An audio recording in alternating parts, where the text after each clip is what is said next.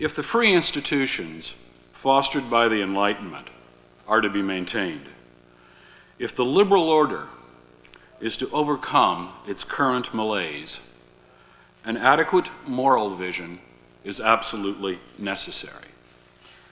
Indeed, whatever else may sustain a political order on a day-to-day basis, it is the sense that the order is legitimate that will ultimately determine its fate. The moral vision that most eloquently characterizes my own sense of political legitimacy is the American Declaration of Independence. Its leading concept can be summed up in two words: individual rights. Yet, the doctrine of individual rights suffers from many difficulties and misinterpretations.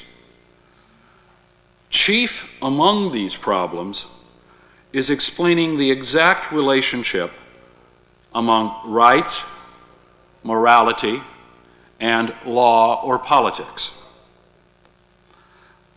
The problem is primarily a result of a failure to grasp the moral function of individual rights. Indeed, this failure is found almost as often among defenders of individual rights as its opponents. In my book, with Professor Douglas Denial, Liberty and Nature, we offered a theory of rights that was designed both to support individual rights and to be rooted in a solid moral framework. To construct this theory, we needed to do two things simultaneously. One was to explain the purpose or function of rights in such a way that the work they do is not reducible to the work done by some other moral concept. The other was to show how rights are grounded in the moral framework itself. In our case, a self-perfectionist virtue ethics. In today's talk, I will lay out some of the structure of our argument in Liberty and Nature. My purpose is to give a sense of that argument without all the detail that seemed necessary for a more complete account. I will begin by explaining just what kind of ethical concept rights constitute. Next, I will describe some of the central features of our account of virtue ethics necessary for presenting the summary of an argument for rights that follows. Finally, I will consider the relationship between rights and justice. So, the concept of rights. Rights are an ethical concept, but they differ from other ethical concepts. They have a unique function. They do not directly concern themselves with either achieving the moral good or obtaining right conduct. Rather, rights are meta-normative principles. That is to say, they are concerned with establishing a political context that protects the self-directedness or autonomy of individuals and thereby secures the liberty under which individuals can achieve their moral well-being. Rights provide guidance in creating, interpreting, and evaluating political legal systems so that individuals might be protected from being used by others for purposes to which they have not consented. Rights are used to determine fundamentally what ought to be a law. They provide the fundamental normative basis for a legal order. But unlike the moral virtues, they do not provide individuals with any guidance regarding what choices to make in the pursuit of their own or anyone else's moral perfection. The fundamental principles of a polity's legal system must have some normative basis if it is to ultimately have authority. And so the attempt to make law entirely independent from morality is a mistake.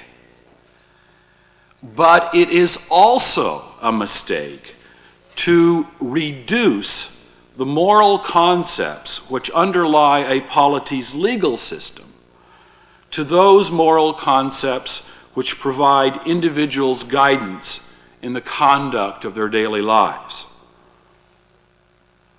What then is the fundamental difference between what I've called a normative and a meta-normative principle? And how are they connected? A brief examination of the character of human moral well-being as conceived by a certain account of virtue ethics will provide answers to these questions. So now we'll take a brief look at virtue ethics. Human moral well-being, or as many virtue ethicists call it, human flourishing, is concerned with choices that necessarily involve the particular and the contingent. Knowledge of the moral virtues and true human goods may tell all of us what, abstractly speaking, we ought to do. But in the real world of individual human conduct, where all actions and goods are concrete, and where human moral well-being takes a determinate form, what the moral virtues and human goods involve cannot be determined from the philosopher's armchair. A successful moral life is, by its very nature, something which is highly personal. For example, having a career, an education, a home, friends, and medical care are goods that, when considered from an abstract perspective, are good or appropriate for all human beings. They ought to be created or achieved. Yet, this claim is not too helpful in providing guidance to the individual in a concrete situation. None of these goods exist in an abstract or generic manner. How are they to be created or achieved? What kind of job, education, home, and medical care does one need? Who will be one's friends? To what extent and in what amount are these to be pursued? How is the achievement of one of these goods to be related to the achievement of the other goods? What is the proper balance or mix? These questions can only be answered by considering the unique needs and circumstances of the individual and the insight of that same individual is crucial to determining the proper answer. Practical reason, or phronesis, or prudence, as it's sometimes called, is needed in the achievement, maintenance, enjoyment, and coherent integration of these basic goods. What moral virtue and goods call for in terms of concrete actions in specific circumstances can vary from person to person. And certain virtues can have larger roles in the lives of some persons than others. Determining the appropriate response for the situation faced is, therefore, what moral living is all about. Now, this view of human flourishing could correctly be described as entailing a pluralistic realism regarding human values. The human good is something real, and it is individualized and diverse.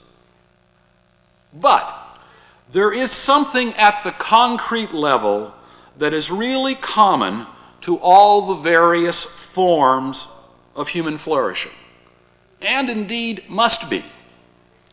It is the essential core of practical reason itself.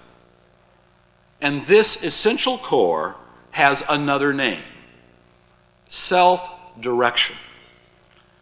The act of exercising reason, of using one's intelligence, is not automatic. I should add here, all you have to do is teach a while, and you'll discover that.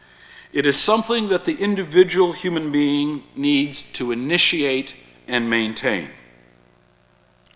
Thus, self-direction pertains to the very essence of human flourishing, and thus is common to all forms of flourishing, regardless of how diverse. Self-directedness is, therefore, both a necessary condition for self-perfection and a feature of all self-perfecting acts, at whatever level of achievement or specificity. This is another way of saying that the phenomenon of volitional consciousness is both a necessary condition for and an operating condition of the pursuit and achievement of self-perfection. The absence of self-directedness implies the absence of self-perfection, although the absence of self-perfection does not imply the absence of self-directedness, nor does the presence of self-directedness imply the presence of self-perfection. But none of this is to say that any choice one makes is as good as the next, but simply it's to say that the choice must be one's own and must involve considerations that are unique to the individual. One person's moral well-being cannot be exchanged with another's. The good for me is not and cannot be the good for you. Human moral well-being, then, is something objective, self-directed, and highly personal. It is not abstract, collective, or impersonal. Now, this last point is crucial because it allows us a way to determine the unique moral function of rights. According to our theory, rights are concerned with the protection of the condition under which self-perfection can occur. Obviously, securing the condition for the possibility of self-perfection is logically prior to and distinct from the pursuit of self-perfection. but securing the condition must be essentially negative if we are correct that self-directedness does not imply or guarantee self-perfection, and that one's self-perfection is not exchangeable with another's.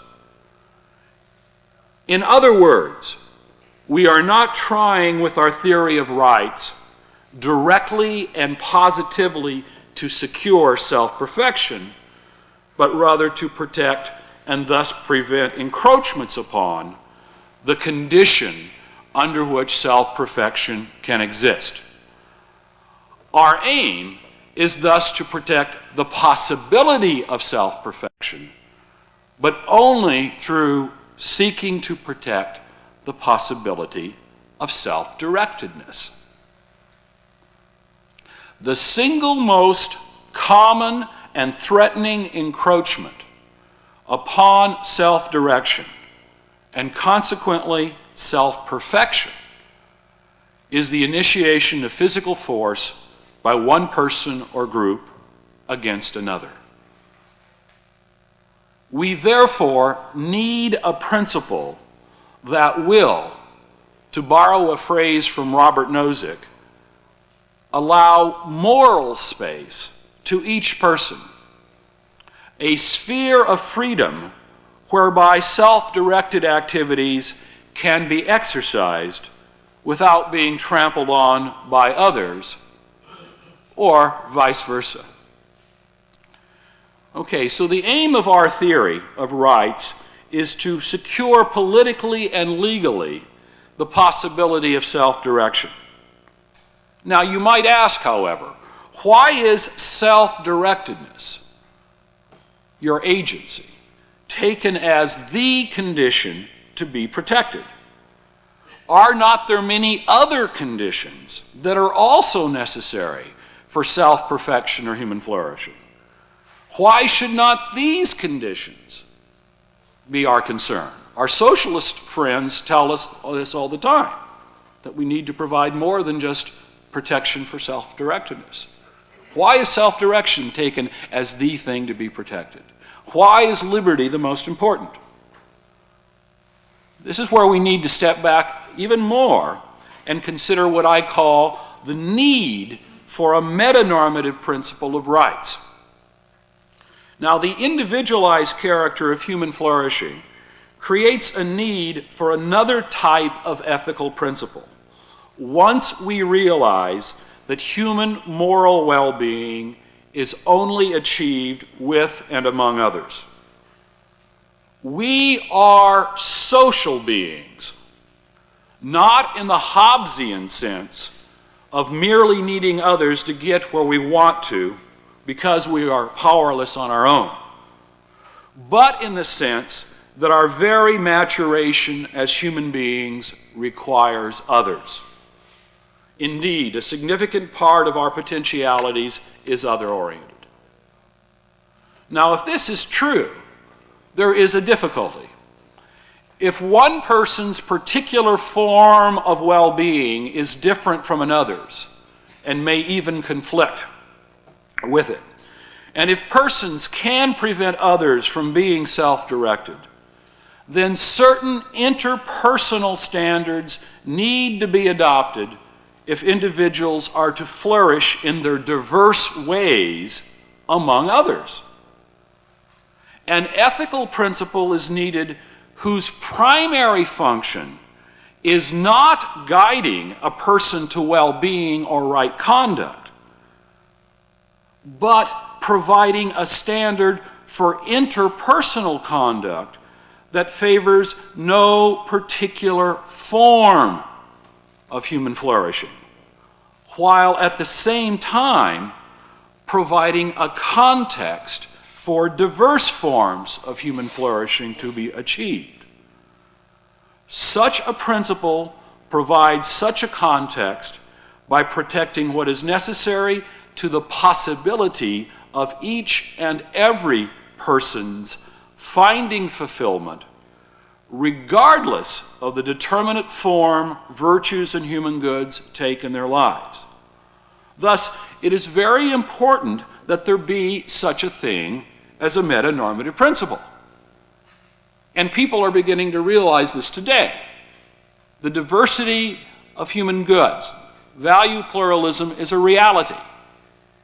And the challenge to liberalism is to try to find a way of accommodating that. Now, given what we have already said about our conception of human flourishing and the central necessary role that self-direction plays in this conception, self-direction is that unique feature of human flourishing that everyone must first have protected in the concrete situation. Yet, since this point is crucial to our theory of rights, the relationship between self-direction and practical reason bears repeating. Practical reason, which is the crucial thing for the ethical life, cannot be practical reason without self-direction. And no constituent virtue or good of human flourishing can be such a good or virtue without practical reason. Thus, self-directedness is both necessary and central to the very nature of human flourishing. It is the only feature of human flourishing common to all acts of self-perfection and peculiar to each. Thus, self-direction is the only feature of human flourishing upon which to base a meta-normative principle, because it is the only feature to which each and every person in the concrete situation has a necessary stake. Also, self-directedness is the only feature of human flourishing whose protection is consistent with the diverse forms of human flourishing. We cannot have a meta-normative principle that will structurally prejudice society more toward some forms of self-perfection than others. To do this would, in effect, act against the requirement that our theory support self-perfection. So the principles we arrive at must be universal in a sense of being equally applicable to all individuals. In addition, the universality requirement necessitates that we center our principle around that characteristic present in all forms of self-perfection. Otherwise, we will again prejudice the situation in favor of some forms of self-perfection. Now, so-called generic goods, for example, food, clothing, shelter, knowledge, friendship, artistic appreciation, and love, or even central virtues like integrity, courage, and justice, will not suffice as our standard here, even though they are universal in the sense of helping to define the meaning of self-perfection for all individuals. Their particular form or application is given by the individual.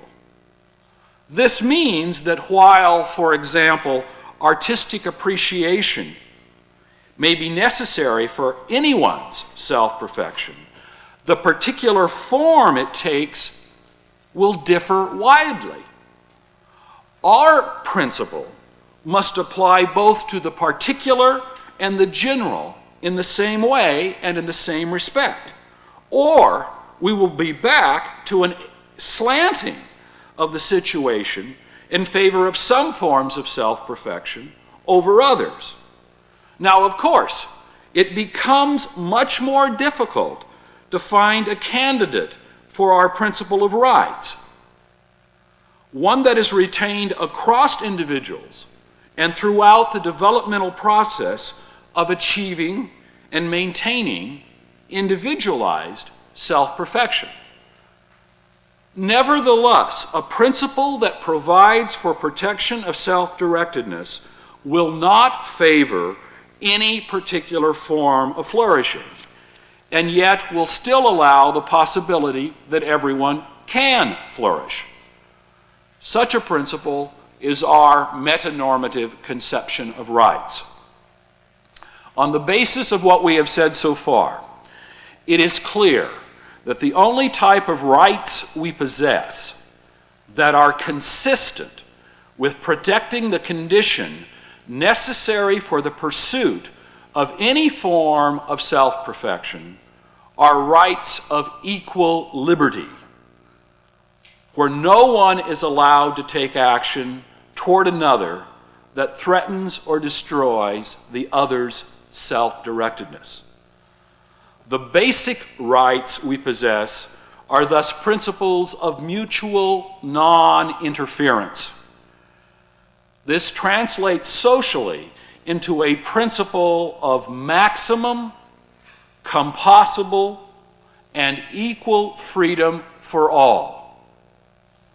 The freedom must be equal in the sense that it must allow for the possibility of diverse modes of flourishing, and therefore must not be structurally biased in favor of some forms of human flourishing over others. The freedom must be compossible, coherent, consistent, in the sense that the exercise of self-directed activity by one person must not encroach upon that of another. Because we are not directly concerned with the promotion of self-perfection itself, but only the condition for it, it is not consequences per se that will determine encroachment.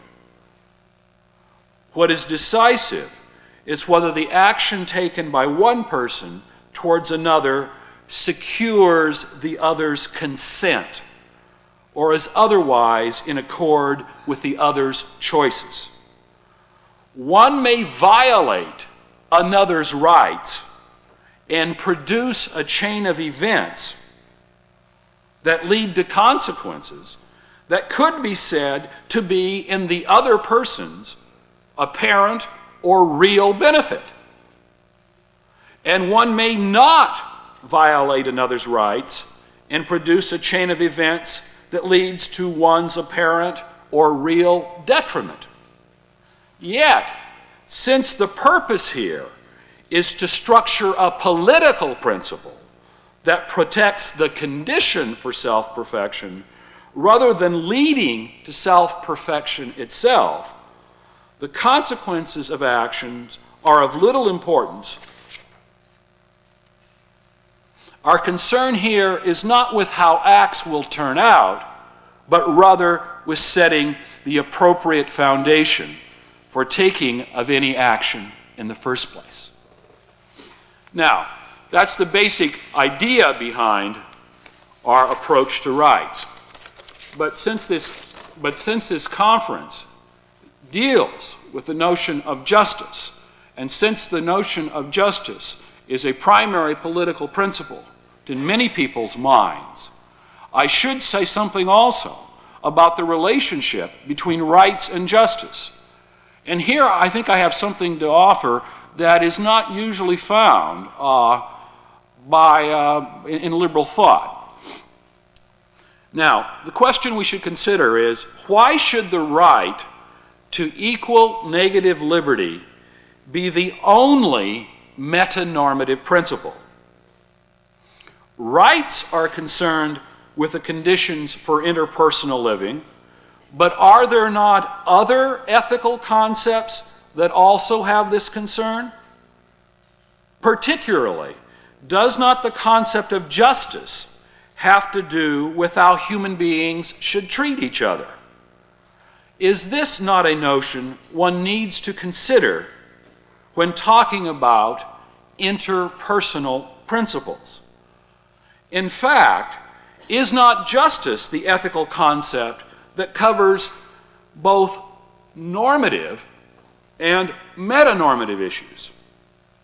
And might it not be that justice requires ultimate principles of politics to be concerned with more than just protecting self-directedness?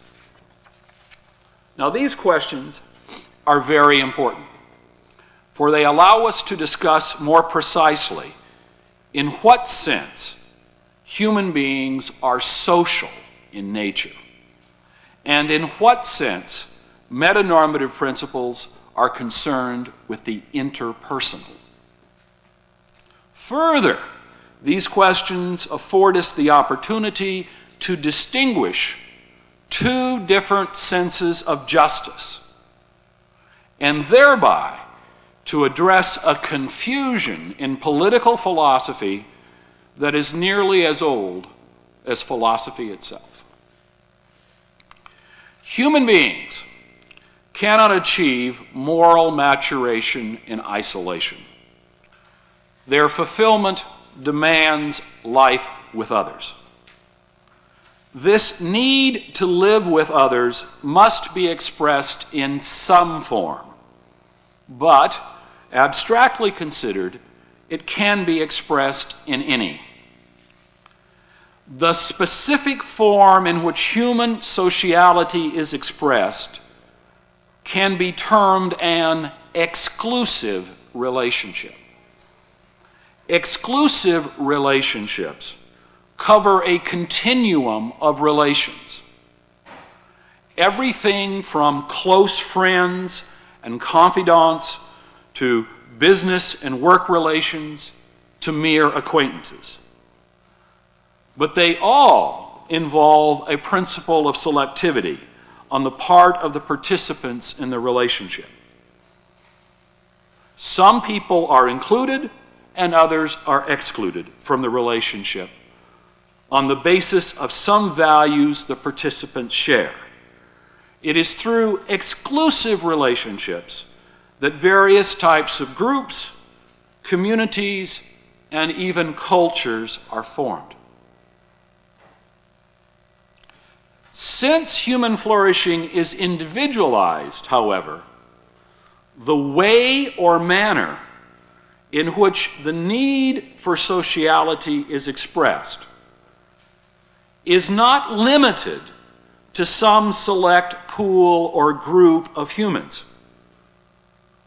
Though nearly everyone starts life within a family, within a community, a society, and a culture, this does not mean that one must be confined to only those relationships that constitute one's family, community, society, or culture.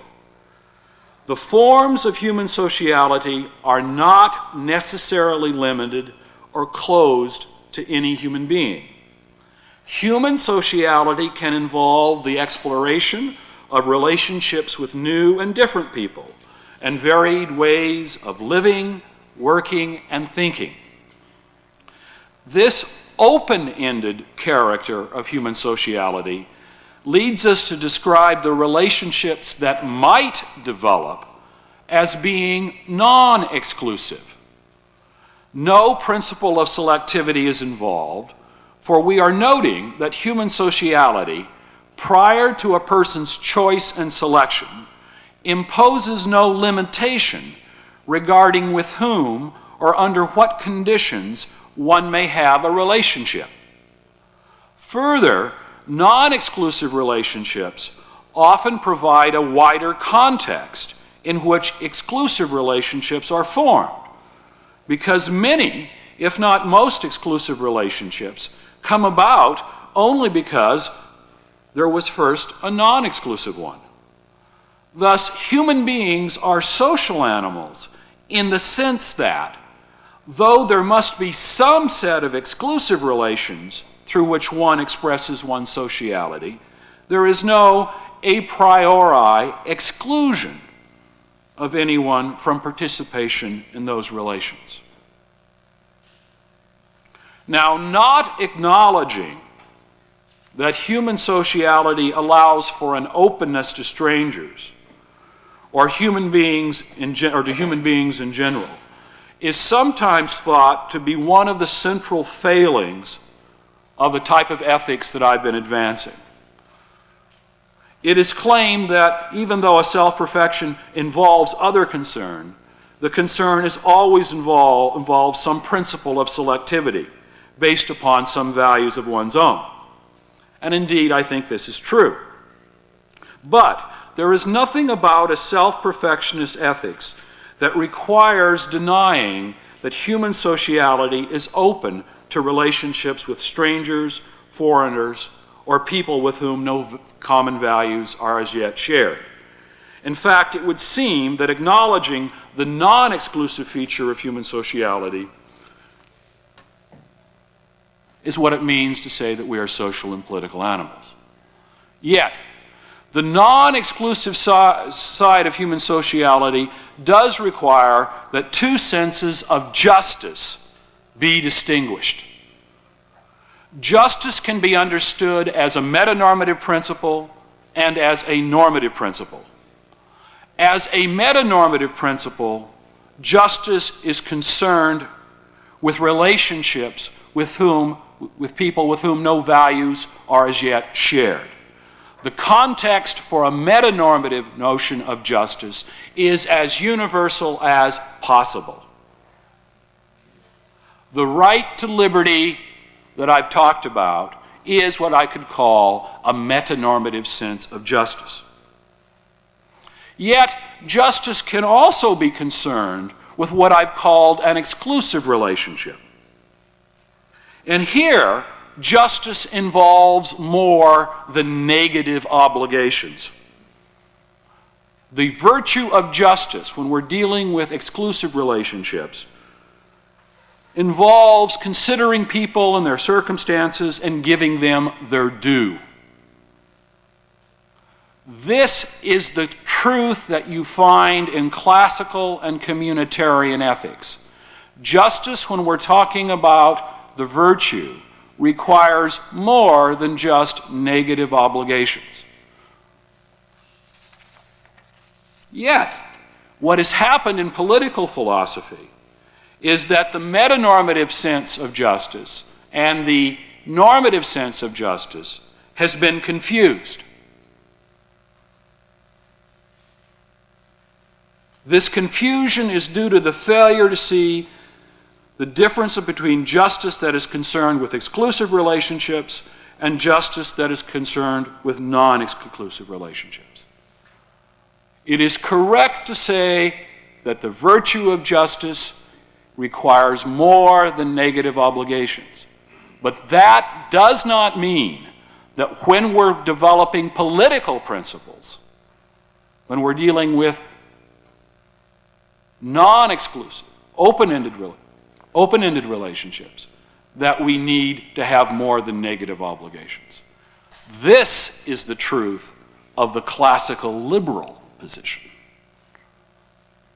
So there's not a necessary conflict. I will close my comments with a quotation from a work that I think a lot of, and I recommend it to you all. It is by the playwright Robert Bolt. It's from his play, A Man for All Seasons. He has his character, Thomas More, respond to his son-in-law in the following way. They're discussing the law. And if you think about this normative, metanormative distinction, you will see the wisdom in Bolt's play.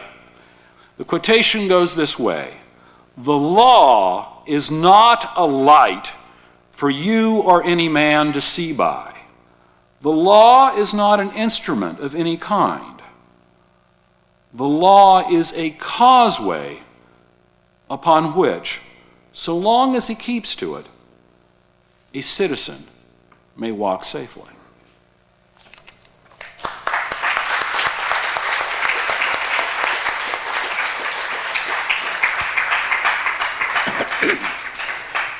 So immediately we will have the comments by the Father Robert Sirico.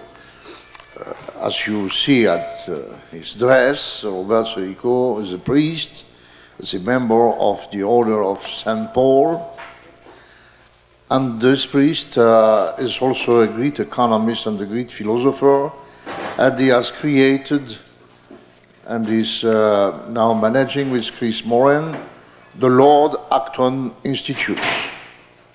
Why Lord Acton? Because Lord Acton was a very huge liberal, classical liberal in the 19th century, but also a Greek Catholic.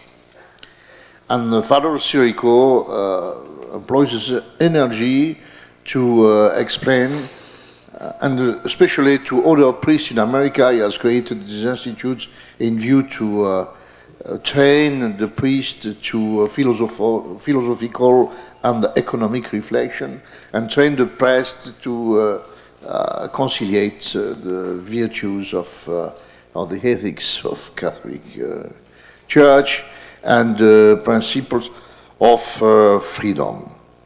Bob Sirico is very frequently member of our society, and once more, I'm very happy to welcome his Bob.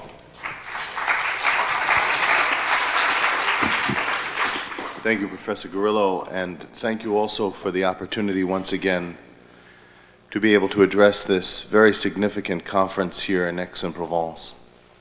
It's a particular honor to engage in a dialogue with Professor Rasmussen, who together with his colleague Professor Denial have proven the truth of the adage that says that the natural law always buries its undertakers. I think these two professors have in many ways begun a renaissance in thinking with regard to the natural law, and in particular with regard to its application to the social political sphere. I have only a few random comments that are designed to augment and perhaps supplement some of the ideas of the thesis that has been put before us this morning.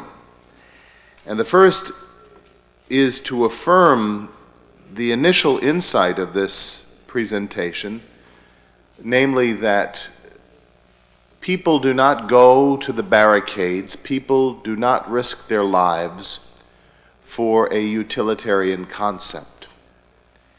People risk their lives. People are motivated out of moral concern. Therefore, it is imperative from a utilitarian perspective that the liberal idea be grounded in a moral framework. Liberty is not a virtue in itself. One tends to think in that way because people risk their lives to attain liberty. Some of you know that better than I do. And yet, once one has attained liberty, some other questions must come into play. Some questions that become even more important than liberty, in a sense. Liberty is not a virtue. It is the context in which virtue becomes possible. Liberty is necessary, but it is not sufficient. The description of rights as a meta-ethical concept is helpful in countering the religious and theological objection that says that the liberal society falters on its claim by believing that man has some claim of right against God. Lord Acton put this concept, that is the concept that Professors Rasmussen and Denial have articulated, in a slightly different way. Lord Acton said that liberty is the political end of man. This identifies the right to one's liberty as instrumental and is not to be confused with Christian teleology, which asserts that man's true end is not liberty, but God. It is the political end of man, which is liberty. This is a narrow and a modest claim. Nonetheless, it is a critical claim because it reminds us that human beings are never means to other people's ends. They are ends in themselves. In order for people to act virtuously, it is necessary that they have free will. The moral space about which Professor Rasmussen speaks, using the phrase of Robert Nozick, is really the context in which God situates the human family. God, who is the only one for whom absolute power has not been corrupting, has situated the human race in the context of liberty, giving man the awesome power to reject his own creator. If God does this in the context of creation, by what right do political authorities seek to curtail human liberty in the social realm? The thesis that Professor Rasmussen has presented also acts as a corrective to some crude libertarian theorists who espouse a kind of moral relativism in the name of the liberal idea, and who completely sever the connections between liberty and truth, leading to the conclusion that as long as an act is free, that act is moral. As long as an act coerces no one, that act can be considered a moral action. This type of approach allows two false alternatives to emerge. In the face of such a relativist liberalism, there are those who would construct a society that is free but lacks virtue. Or another group might attempt to construct a society that curtails human liberty in the name of virtue. We can reject both of these alternatives. By the use of this idea of a meta-ethical principle, we can ground the liberty of human actions in the political sphere without surrendering the claim of moral truth upon all people. We need not equate the liberal idea with libertinism. Furthermore, this approach has the advantage of responding to a stereotype of the liberal conception. Perhaps it is a stereotype that you have encountered in your dialogues with other people. That stereotype says that the liberal idea is essentially atomistic, that it disregards the social nature of man. This approach is essentially social in the sense that it recognizes that human maturation can only flourish in relations with other people.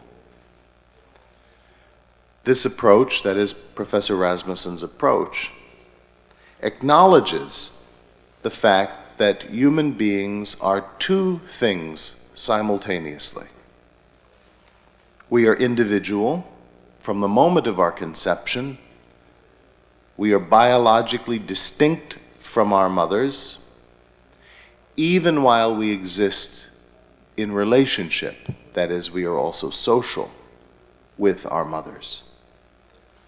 The whole of human development, from conception onward, is the balancing between this sense of autonomy and individuation. Finally, there is a temptation on the part of morally sensitive people to use whatever means available to achieve moral ends.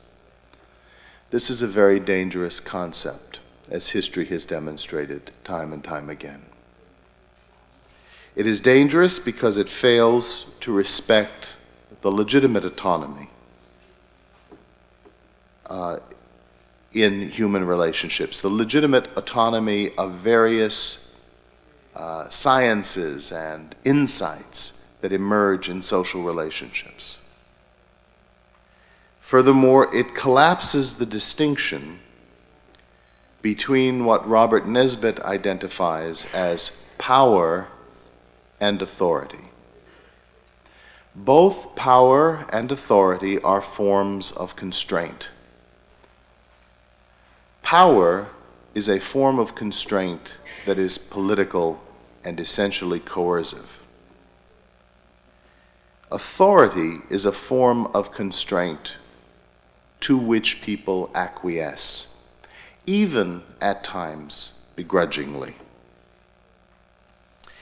It is within the realm of the legitimate exercise of power, that is, within the realm of political discourse, that the insight of meta-ethical norms applies.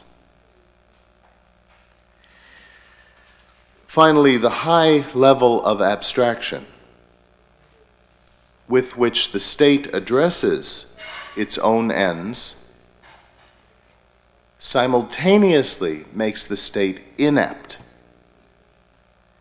at getting at the deeper human virtues. And this problem was discussed in a slightly different context in Friedrich Hayek's book, The Fatal Conceit. The assumption on the part of the state that it knows and is capable of achieving the deeper moral ends for which human beings were made.